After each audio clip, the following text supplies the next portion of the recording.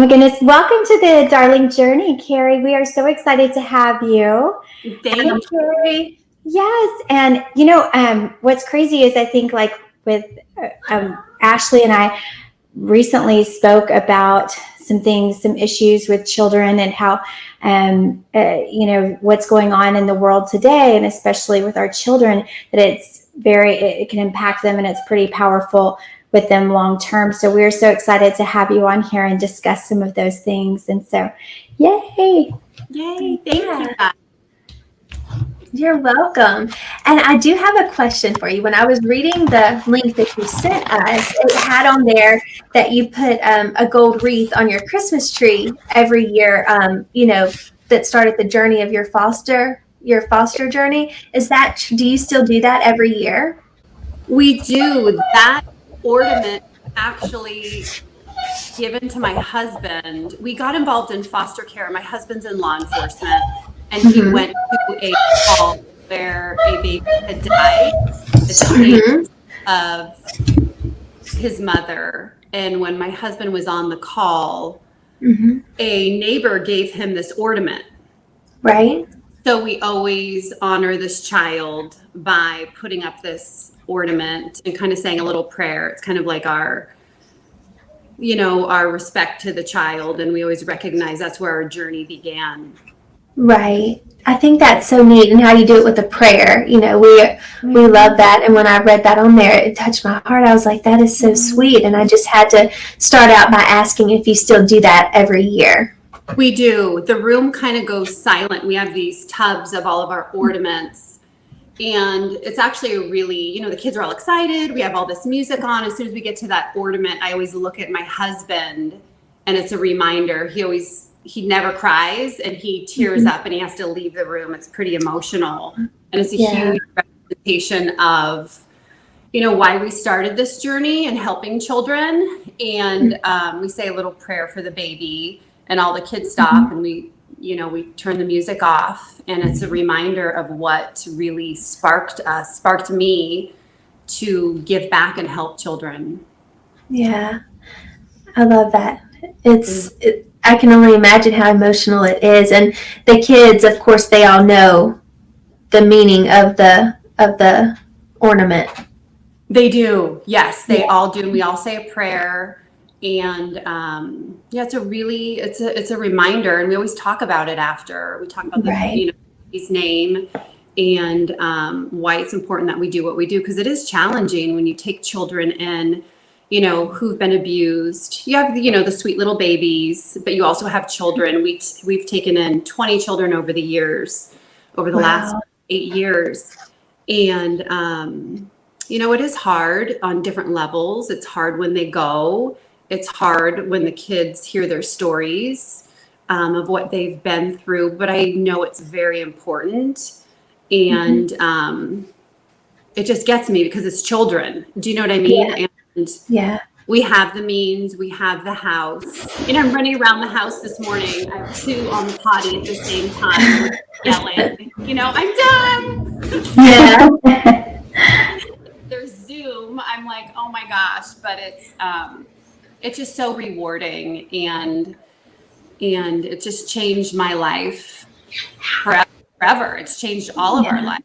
And I was worried at first, honestly, like I didn't know about foster care. Right. And at all. I grew up in a really sheltered environment.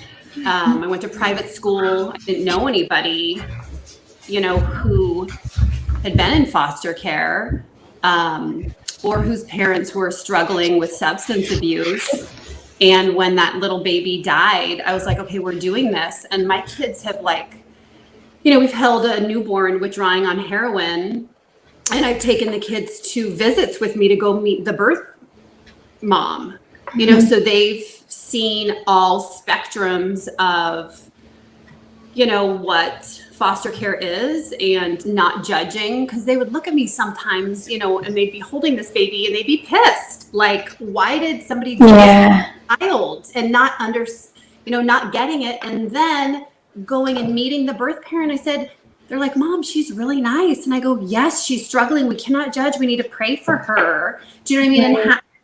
like it's an addiction issue. So they've learned at a really, really young age. I think my daughter was 10 and taking notes, like with one of our daughters was sharing a room with her, our little ones, which was adopted. Notes for the district attorney, because they would see me taking notes. They learned at a really young age about life, about having grace for people, about not judging. And I was really scared about opening our home. And it's been just such a blessing for the kids because they've seen it, they've heard it, and they see like how much they've helped children as well, like running through the sprinklers or, decorating a Christmas tree or looking at lights. You know what I mean? Our little one that we have now, just like we look at lights and everything you give her or show her is like you were, pulling up, with like the biggest present of all. And it could be something small, like food. It's just a little thing. Yeah, right. And it's so magical to them because it's, and they appreciate it so much. And I always would say that about Bruin, because he was given up right away. And I felt it like deep down in my soul. Like I just knew that he was so thankful, even though like in this crazy world, that I just feel like they really, really feel it. And they have, I don't know, it's just like that connection that you have with them. And I think that, as human beings that we feel that, I don't know, it's just crazy to me. I get what you're saying with with our two adoptions with Eli and then Ella, the adoptions were so completely different. Eli's, birth mom did struggle some, with addiction and different things. And he is my most grateful child. Like you said, like the smallest things, like say I bring the kids home, say they need tennis shoes and I bring, all three of them, I bring them home shoes and the other two are like, thank you. And Eli is just, it's just something different, and Ella's adopted as well, but her story and everything that happened is completely different. But Eli is just like every little thing, just the smallest thing. He's like, thank you so much. I love it, and it really, I don't know, it warms your heart. It's just something about it. It's just For sure. My little ones were 2 and 4 when we took them in and they didn't have food. Do you know what I mean? And like so many therapists, I think I had 4 therapists here a day, like all different kinds of different therapists. Now we have 2 a day in our home. But there was just so many therapists. And like my son, I remember packing, like he had a little, he had one of those weighted vests he would wear, but it had little pockets in it and we'd have food on him all the time because he had such food issues. It was just heartbreaking. And we had to move all of our food lower so that the kids always saw that we had food. Do you know what I mean? And then just like, and I remember my daughter, we had a 10-foot center island in our kitchen. And she was, I'll never forget, she was clearing the table or clearing her plate. And I said, oh, honey, just throw it in the sink. And she literally stood like 10 feet away and threw it. Just threw it. And I was like, and she looked at me and all the other kids are looking at me. And I was like, oh, honey, it's okay. And I was like, oh my God. Yeah. So literal. And I was like, oh my God. Right. And just things like that, like our little one, like drawing the bath for her. Like I remember she'd never been in a bathtub. Just very simple things. And, thank you for my warm bed. Thank you for the bath. Thank you for food. It's really humbling. It's really Yeah. So Keri, tell us a little bit about from the beginning. Like, I know you're in California. Were you always in California? Yes, I was born and raised in a small town north of San Francisco. I grew up in Marin County and then moved to Sonoma County. God, I've been here longer, 27 years. So, and then you met your husband there, and I did. Met hubby up here, and he's such a sweetie. And we dated and got married, had my oldest, who's almost, God, I'm thinking here, who's almost, she's 19, and we're going on almost 20 years of being married. Oh, wow. Congratulations. Yes. Thank you. Yeah. Yeah, had our 3 kids, and my husband, I remember my son, George, he was, oh my gosh, 2 months old. And I got a text from my husband, just kind of our story, got a text from him saying, I'm going to be late, awful call. And I was like, okay. And then he gets home, and I remember I was holding George, and my husband comes and picks him up and just starts sobbing. And I was like, oh God. And he's bawling. And, I said, what happened? And he told me, this mom was doing drugs in the other room and left her 2 babies in the tub, and he tried to revive one, and he died.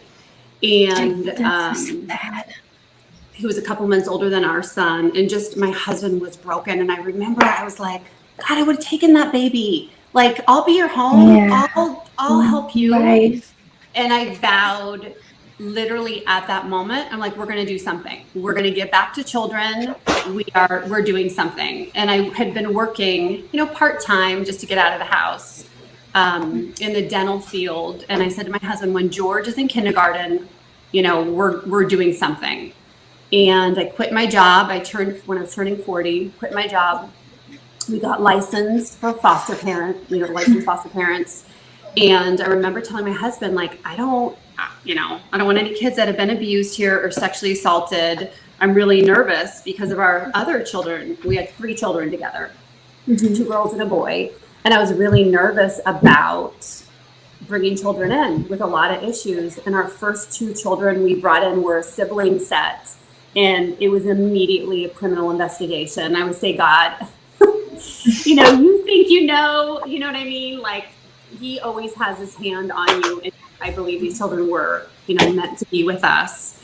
And it was absolutely horrific abuse, horrific story. We went on to adopt them, and they've been with us. Oh my God, my son just turned 10. So 8 years. Wow. And along that journey, we have had, oh my gosh, a total of 20 foster children.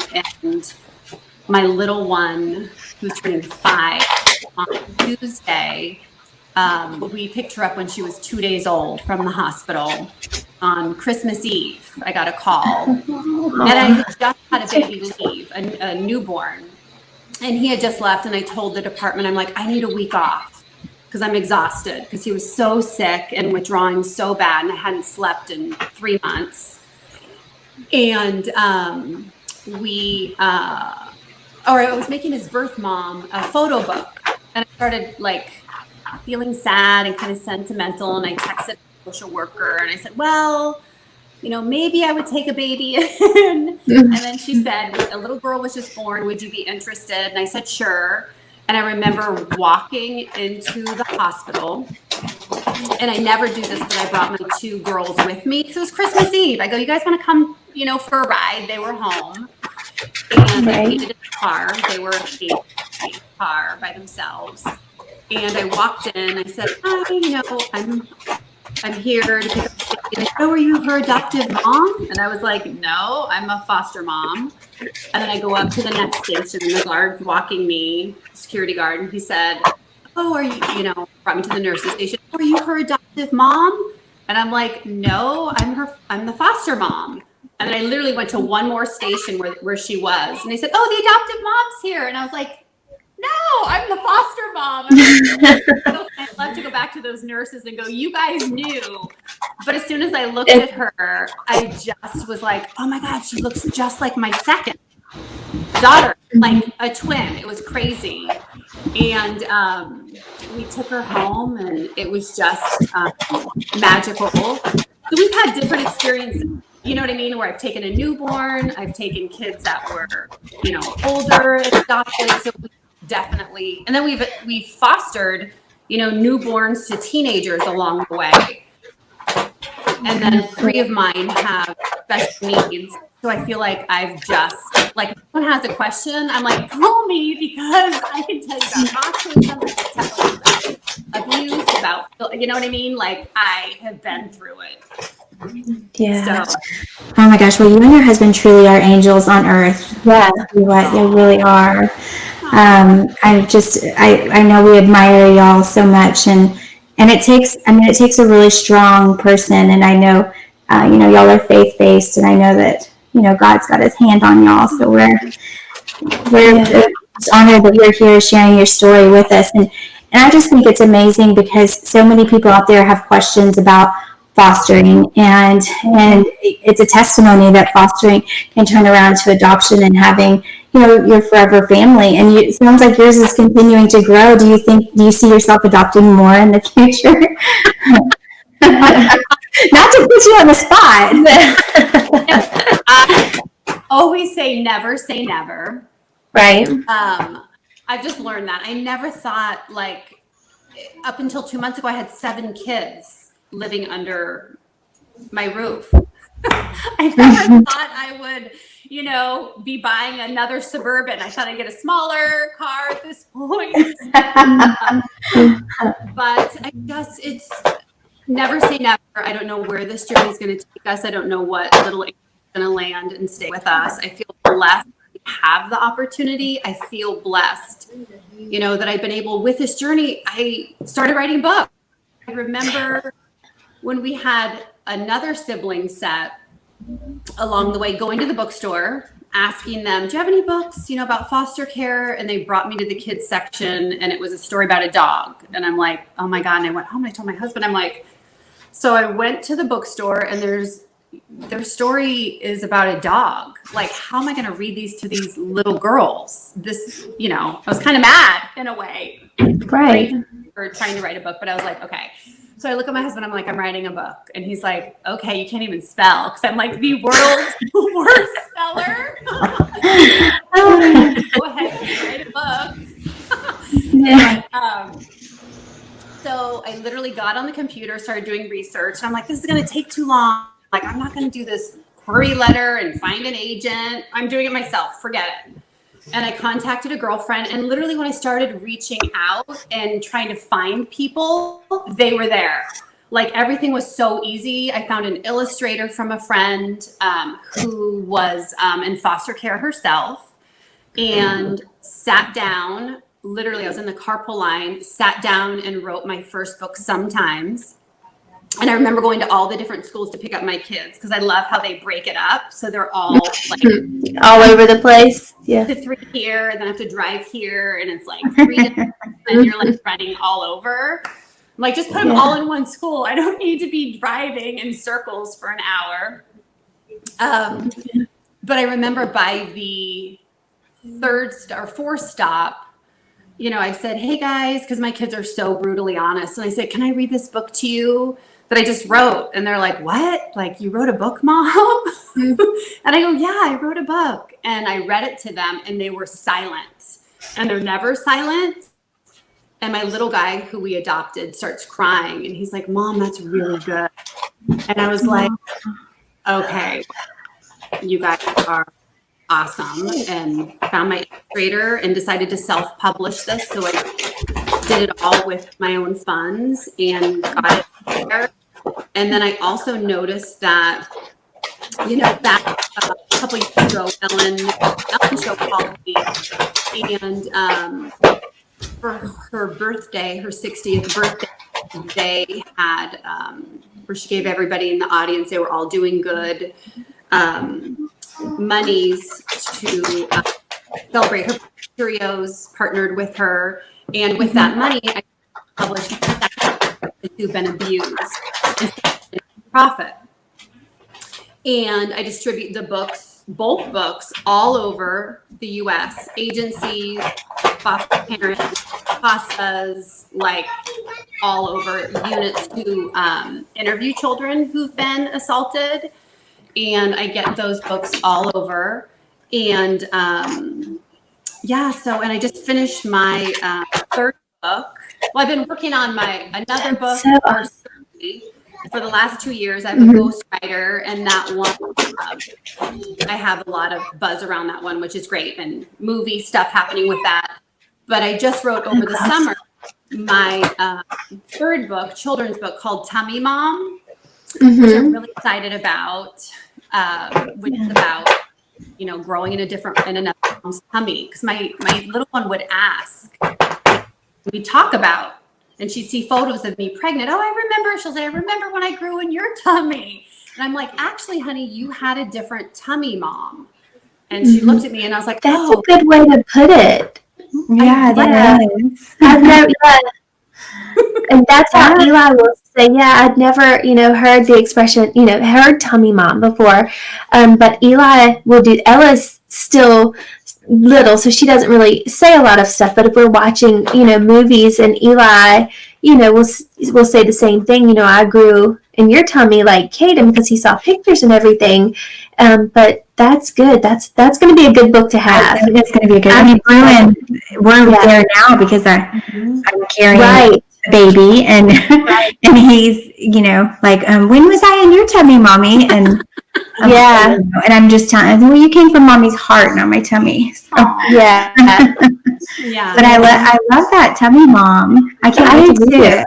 Thank you. I'll have to send you guys. I'm just starting. We're just starting the illustrations. My illustrator that I had used is doing all the zooming with her kids, and she's like, I can't take this off right now. It's too hard. Ended up finding through somebody who'd worked with my little one of her therapists, her sister, who's totally talented and is doing beautiful watercolors, and we just put it up on the website, pre-order. It's just a really sweet, my messages are really simple. Even when you're talking about hard topics like abuse and foster care, they're just really simple, really beautiful. They're really relatable. I also volunteer my time, and I go to schools and talk to kids about foster, talk to them about adoption, talk to them about abuse, and I make it, believe it or not, really positive and really open and really fun for them. I remember calling my husband, it was on a show down in LA about a year ago, and my husband, and after the show, I went to a classroom, and I was there the week before, and I did a reading, and I told the teacher, I'm going to surprise them when I come back for this show. I had to come back because they were doing the election stuff, whatever, and I had to come back and do a live show the next week. Long story short, went back to the same school. Were like jumping up and down when they saw me, and I brought all these books for the class because it was like the number one school in LA at the most, and the kids were jumping up and down, like so excited I was there. And my husband was like, "Oh my God, you're like the Justin to these children." You're like opening, the dialogue. Like I'll say, guess what kind of house I have? And they're like, a big house, a small house. And I say, no, I have a helping house. And I'll say my house, helps children that can't stay at their home. Who's heard of foster care? And I'll say, what have you heard about foster care? And they'll say, I heard people do it. I'm like, I heard that too. Yeah. If I break that down, I'd be making like 90 cents an hour. So no, the money, but just breaking it down for kids because they don't know. And then I get a lot of children too who start opening up, once they start reading the books and talking to them about their stories, either being in foster care or what they've witnessed, domestic violence stories, that they've experienced. So it's, that part to me is amazing when I'm actually working with the children and then teaching them, because they'll say, oh, I heard some people don't want their kids, so they give them up for adoption. And I said, actually, I've heard those things too, but a lot of these parents, they love their children. Whatever the reason is, they can't stay in their home. There's lots of different reasons, You know, Right. we should judge them, and we don't know. We don't know what's going on with them. But Yeah, that's a powerful lesson, especially to teach children. And I think even a lot of adults feel that way. They're not educated on what truly is behind it all, you know. And you know, for us, Bruin's parents were very young. They were going to finish high school and go to college, and so for them, they were making the best choice not only for themselves but for Bruin. So I think that everybody's circumstances, like you said, they're just different, and everybody has a unique story. And it's just, I think that that's amazing. I mean, to really educate those children at such a young age, it's so powerful, because, you know, they can grow up and be like, you know what, I want to do that one day. I want to have a helping home one day. Yeah, and I agree, you know, with education, as far, you know, even adults, like you said, you know, I think that birth moms are so admirable, you know, like they're doing the best thing they can for their children. And it's sad to hear, which I've heard grown adults say they didn't want their baby, you know, they gave it up. And just to hear those words, it hurts my heart, because I'm like, that's not what they did. And so many people need to be educated on, or, you know, just maybe think before you talk, because it just hurts my heart. So things like, you know, education and learning at a young age could just, the impacts that it can have on life is just so important, I feel. Yeah. Yeah, Keri, so what do you feel has been, because everybody is always curious about, you know, I think sometimes it looks like, oh gosh, they make it so easy, I could never do that.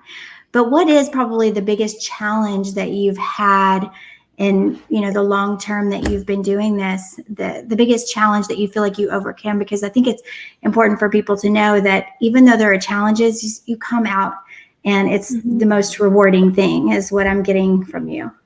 You know, I think two of the biggest challenges for me have been my children with special needs, trying to get them the right services.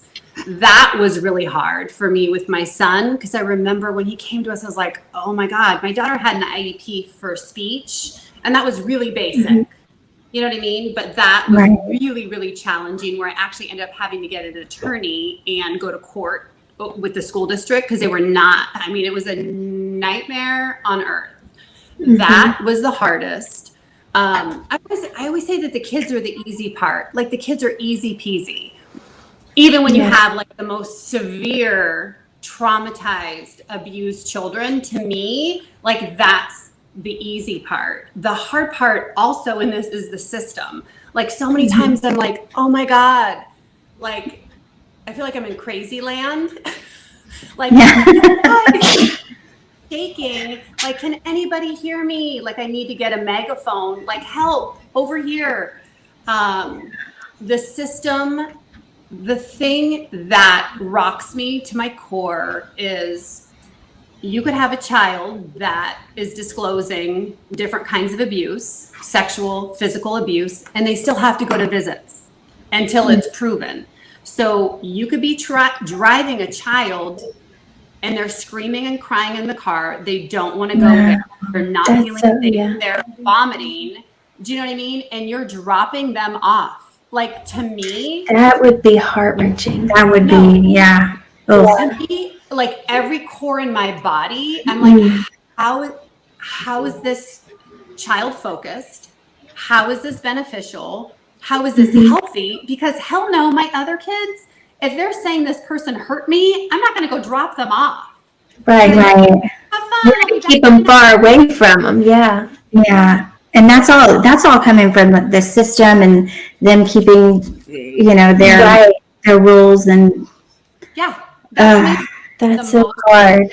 Somebody needs to revisit those things. I think so too. I don't think I could do that like that.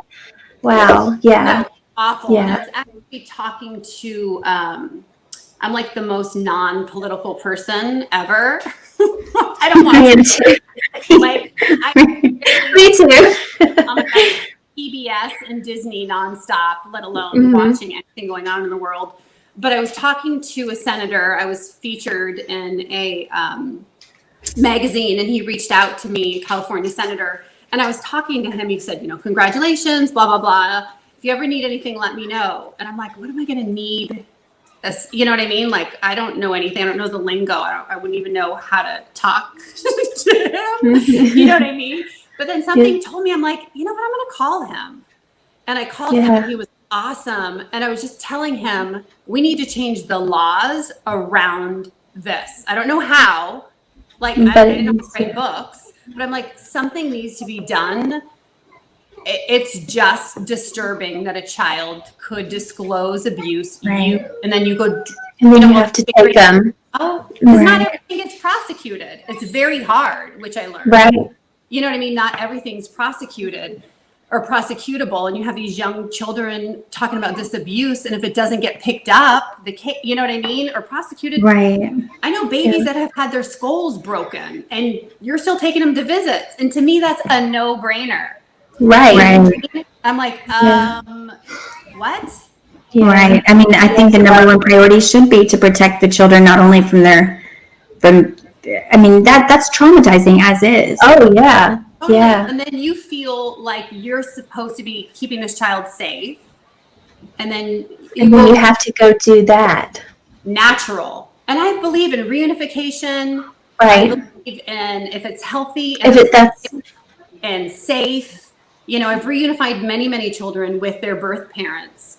And if it's safe and appropriate, absolutely. But if they're disclosing all different kinds of abuse, it feels so wrong. And something in my free time, I'm like, I'm going to change that law somehow, change things. That's my goal, to work on that and to bring awareness to that, because I don't understand that at all. And I'm very, that's been really hard.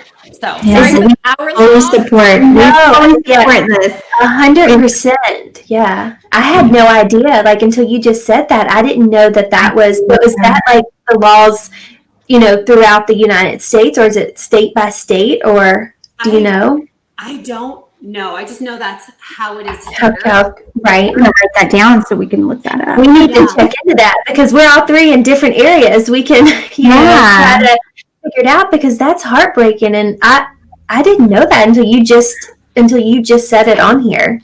Which leads me to wonder, how many times is it true that the child has been abused in XYZ many ways, and then it's overlooked, and then the parent gets the child back? How many times does that happen? Right. And then they go back to the abusive home, and that's horrible. Have you guys watched the Gabriel, is it Hernandez trials on Netflix? I have not. Right. What the Gabriel Hernandez trials? You want to be shocked? That it's a true story. It's a documentary of a little boy down in LA County who was literally coming to school abused. Everybody's reporting it. He ends up going back, and it's like, I couldn't finish it because it was so close to home. I'm the one calling. I'm the one like, you know what I mean? And everybody looks at you like, that movie literally, oh my God. It happens all the time where things get overlooked, where it's blatant. Oh my God. Don't watch that at all with any children around. Right. It's brutal, and it shows photos and whatnot, but that story, it's like, that's exactly what I'm talking about. Yeah. Yeah, it's awful. Yeah, that's gut and heart-wrenching. Oh my goodness. Yeah. Wow. It totally is.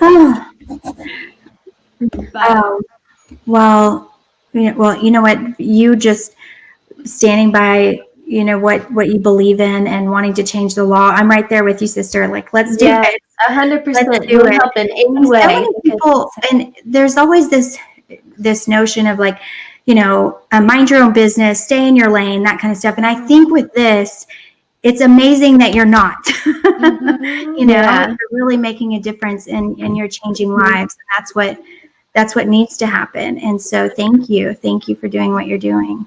Very much. Thank you. Yeah, I'm not one to stay in my lane. And I'm going to whoever I need to go to. Yes. To change that. Yeah. People off. Yeah. Well, I remember, there was a celebrity that actually said to me when I was talking to this person about Bruin, and literally said to me, "Why would you do that? Your life was fine. Why would you do that to yourself?" Wow. And I just thought, oh gosh, I used to love you, and now I've completely changed my opinion of you. But you know, it's like to me, I'm like, When it hits home. Yeah. yeah. When I've had family members say, "Why are you adopting those children?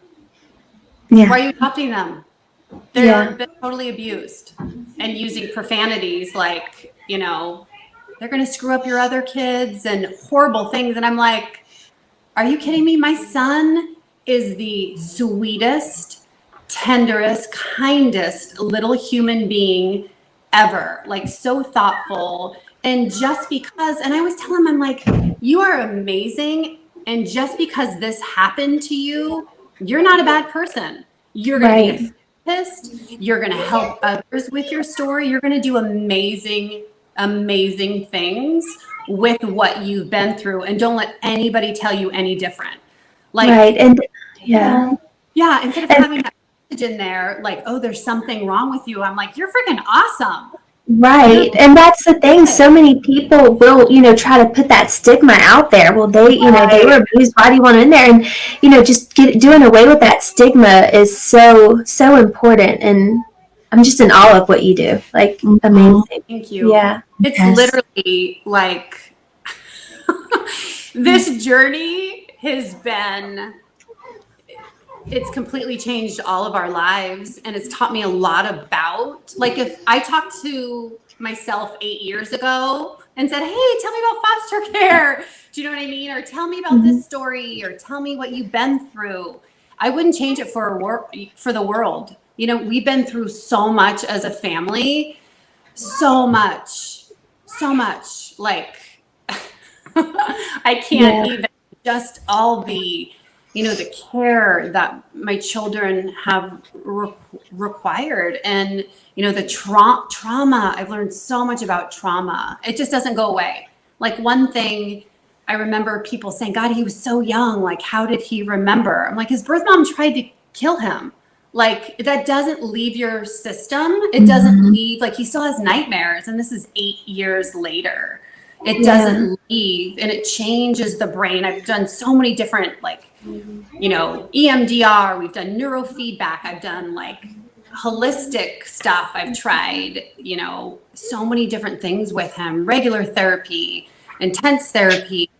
It just doesn't leave because you've gotten older. It's always there. And they say that they feel it even from the womb if there's that negative vibes there. Yeah.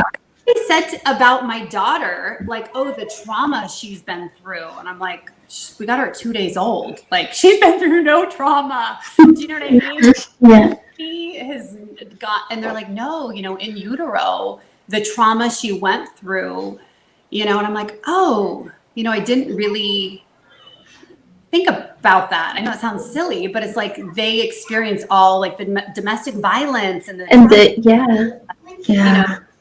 weather, and it's it's definitely it's just taught me so much on so many different levels about children, and all children. I mean, I look at my kids who were horrifically abused, and they are awesome, and they are amazing, and they've gone through so much. I would never want to discourage somebody, you know what I mean? Like, from taking an older child or from hearing a story. I've had gone through all different kinds of things. They're little human beings. They all deserve a home. They all deserve 100%. You should never shun a child. Like, and I'm almost drawn to the children who've been through it. My heart, like, connects with them even more because I want to give them more. And I just look at my kids and I'm like, they're just so resilient and amazing. And I would say it's a lesson. You can give back or teach others. And my son has such empathy, and everybody loves him. He's just such a sweet little soul. And he always smiles, he has his big little teeth. His little I love it. Well, oh my gosh. Well, we cannot thank you enough. I feel like we want to know what your biggest advice would be for someone that's looking to, take on fostering, and what would your advice be? And I don't know, like almost like that feeling of like, I mean, is it just like that, go for it, don't have any hesitations? Because I feel like that's a lot of people just have that fear of kind of like what, this celebrity said to me, why would you do that? Like, why, if your life is kind of going in one way, why kind of, challenge yourself a little bit? Change the path, yeah. Totally. I just look, even if you help one child, do you know what I mean? For 2 months, you are changing that child's life. You're giving them something they'll never have again. It's hard. I'm not going to lie. You know what I mean? The whole, from having them to letting them go, like just that in itself is hard. But then you kind of breathe through it, and then you realize like, oh my God, we gave that child a home. You know what I mean? Like that is just that little bit is huge for a child, and you're only helping. That's all you're doing. You're only giving this child a glimmer. You're impacting their lives in a small or a big way. You don't know. One of my girlfriends was adopted and she was in foster care, and she's like, oh my God, my foster parents, I can't thank them enough. They changed my life. And you are doing that. You're helping a little child. Like, to me, it's a no-brainer. I think everybody needs to open their door, take kids in, and help them. Yeah. I agree. I do too. Yep. I agree. Well, is there anything else that you want to share with us, or Ashley, do you have any other questions? I was just going to ask, your books, where can people purchase them? Can we go to Amazon or? Yes, I have. Do you have them? Yay. Okay. Amazon. And then here's my other one when I was little. And my daughter, look, Mom, there's me. Wait. She's over in the corner. Wait. Yeah, yay. And we have like little dogs and stuff in my kitchen table. Amazon, and then my website, KeriVellis.com. Okay. Vellis.com. Is that... Oh, go ahead. Sorry. I was going to ask your Instagram handle. Is that at Keri Vellis? Keri Vellis author. Okay. I love it. And what age range are the books? Are they all in? I've had so many people, like everybody can relate to these. Like even my adult friends who've been adopted, who've been in foster care. I've read to junior high kids. They're kind of geared more. I've had foster parents message me that have 2-year-olds that can relate to this. Yeah. All the way, I've had a 6th grader open this book. It's come in her bag and sit and smile. Do you know what I mean? When she's the journey when a child's removed all the way through, talking about the different. So any child can relate. My other. I love that. All over where the kids are interviewed, and any child. Yeah. No, I love that. I had a feeling that it was going to cross over to all the board. And I think that's so powerful. And for any child, I mean, I know, when we shared our story about Bruin with this man that my husband plays golf with, and he's a lot older, and started like tearing up and bawling, and he just said, I hope that little boy shares his story and isn't open about it, because I was adopted and I love my family so much, but I've never shared my story because I was ashamed of it. I was ashamed that I was adopted. So I think these books are powerful. I agree. Yeah. The message of hope for all. Exactly. Yes. Well, perfect. Well, thank you so much, Keri. Thank you. Yes, we're super big fans of yours. Yes, thanks for being on. Thank you, guys. And happy holidays. Yes. I know. It'll be here before you know it. I know. I can't believe we have so many countdown calendars in the house. I swear. I know. It snuck up on me this year. I'm not gonna lie. It got here faster than I thought, especially with the year, but it's definitely snuck up. Like I still had packages arriving today. Oh my gosh. Yeah. Got a wrap. I'm still waiting on some. I'm like, oh no. Good luck with that. You're kind of like Santa Claus when Santa Claus shows up. I know.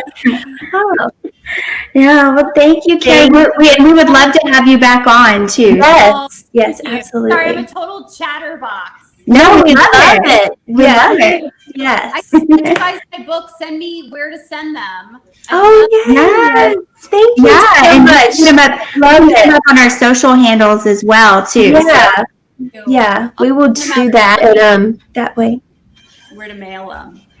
Yeah. Okay, perfect. Thank you so much. Okay, thank you, Keri. Okay. Bye, Sam. Bye, guys. Bye. Merry Christmas. Bye. Merry Christmas. Merry Christmas. Well, Ashley and I just want to wish everyone a very happy holiday. We know this week is a big week for a lot of people, and Santa Claus is coming to visit. And one of our sponsors this week is Headspace, and Headspace is absolutely amazing. I know Ashley and I both are huge fans of it. Love it. Love it. Yeah, and what you can do with Headspace is, if you are looking to have just time to yourself, guided meditation, an easy to use app. It's one of the only meditation apps advancing the field of mindfulness and meditation through clinically validated research. So whatever the situation is, Headspace really can help you feel better, overwhelmed. Headspace has a 3-minute SOS meditation for you. If you need help falling asleep, they've got some great things there that you can use. They have to help you wind down sessions there, and I know I love it. I've been using it. It's been really hard for me to sleep lately with a growing baby bump and moving up all night. So Headspace has been great for me to help me wind down. And it helps also, it can improve sleep. It can also boost your focus and increase your overall sense of well-being. So if you, our listeners, if you want to feel healthier, feel better, happier, Headspace is meditation made simple. Go to headspace.com/darling. That's headspace.com/darling for a free 1-month trial with access to Headspace's full library of meditation for every situation. And you guys, this could also make a great gift for the new year if you know somebody that's really wanting to, take some time to themselves, or they never take time to themselves. So again, this is the best deal offered right now. Head to headspace.com/darling today. Yeah, and I was going to say with this week, a lot of people, get stressed out, the week of Christmas, make sure everything is getting done. Yes, so this would be perfect to use, to meditate, to just kind of calm you down. I think it's a perfect thing to use this week. I know I'm going to be. Yay. Okay. Oh my gosh. Ashley, I love Keri. I am so excited that we had her on today. Me too. Wasn't she? I mean, her story is just so incredibly powerful. It touched me so much, and how you can, fostering is something that I think, is so hard. And I'm just in awe of her. Like, I don't even have the words. She's an amazing person. Yeah. And I don't think, she mentioned that her husband is in law. Am I saying that right? The law force. And also thank you to him for his service and everything that he does. He obviously has a very huge, compassionate heart. And so they are a dream team of angels. 100% they are. Yes. Our final sponsor of 2020 is BetterHelp. BetterHelp will assess your needs and match you with your own licensed professional therapist. It can connect you in a safe and private online environment. It's so convenient. You can start communicating in under 24 hours, and it's not self-help, it's professional counseling. So you can have it from the comfort of your own home. It can help you with things like depression, stress, anxiety, relationships, sleeping, trauma, anger, any family conflicts you may be going to, LGBT matters, grief, self-esteem. You can talk about any of that, in your own home without anyone around. Everything you share is confidential.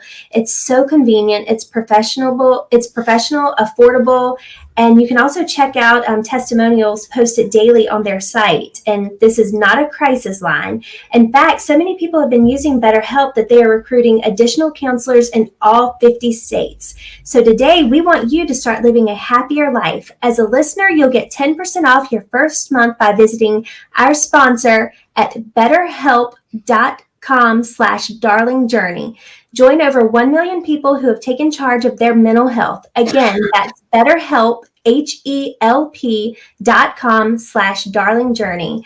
Check them out today. And again, this could be also an amazing gift, for Christmas with anybody going through trauma or any, stress or anything this time of year. Just check them out at betterhelp.com/darlingjourney.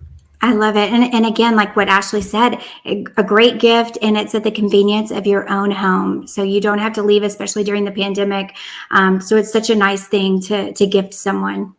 Absolutely. Yes. It can be lots of help. Well, I can't believe that 2020 is almost gone. I know. What are we going to do with ourselves besides? I know. I know. I'm like, I can't believe it. I'm looking forward to 2021. We can talk about all about this later, but I'm looking forward to it. I think that we are all going to have a better year. So 100%. Yes. Yay. Me too. Yay. Well, we love you all. Happy holidays. Merry Christmas. Happy Hanukkah, whatever you're celebrating. Yes. We love you and hope you have a good one. Yes.